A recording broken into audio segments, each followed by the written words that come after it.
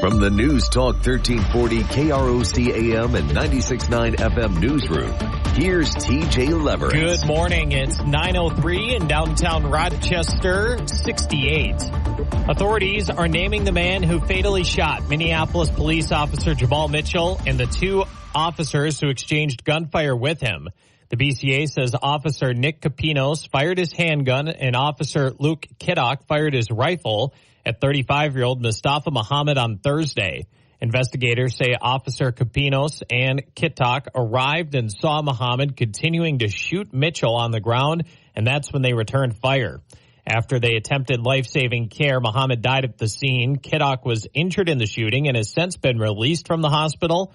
A bystander shot by Muhammad remains in critical but stable condition, and a Minneapolis firefighter was treated and released. The Minnesota Bureau of Criminal Apprehension is investigating the shooting of a suspect by police in St. Paul. Investigators say officers were called to a disturbance Friday night when a man in a parking lot brandished and pointed a gun at them. Officials say that led officers to intentionally discharge their firearms as they attempted to take the suspect into custody.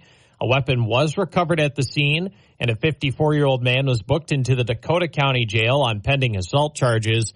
There were no injuries reported. A man and woman from Faribault were taken to St. Mary's Hospital following a motorcycle crash just south of Dodge Center last night.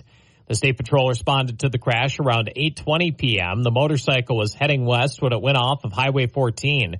52-year-old Scott Raymond was identified as the operator. His passenger was identified as 53-year-old Colleen Raymond. The state crash report says they suffered non-life-threatening injuries and that they were not wearing helmets.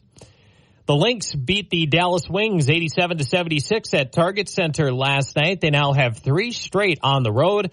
Their road trip starts Wednesday night at the Los Angeles Sparks, tip-off set for 9 p.m. And the Vikings are convening for mandatory minicamp this week at team headquarters in Eagan. The team will practice for 3 days and will allow for additional time on the field without any live hitting, tackling, or blocking.